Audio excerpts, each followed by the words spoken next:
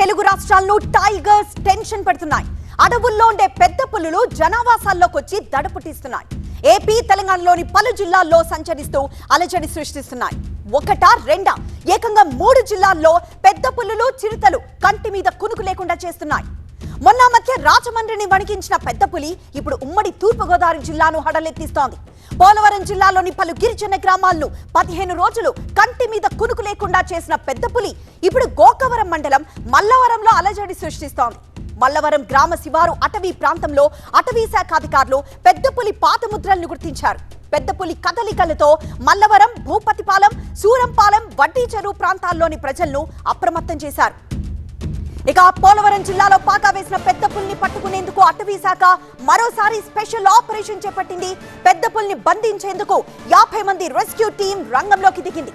గంగవరం మండలం ఆర్టీపురంలో మకాం వేశారు ఫారెస్ట్ సిబ్బంది. పులికొండ సమీపంలో పులిని బంధించేందుకు 3 బోన్లను ఏర్పాటు చేశారు. డ్రోన్లు, ట్రాకర్ సాయంతో పులి కదలికలను పరిశీలిస్తున్నారు. అటు పెద్ద పులి భయంతో సమీప గ్రామాల ప్రజలు ఇళ్లకే పరిమితమయ్యారు.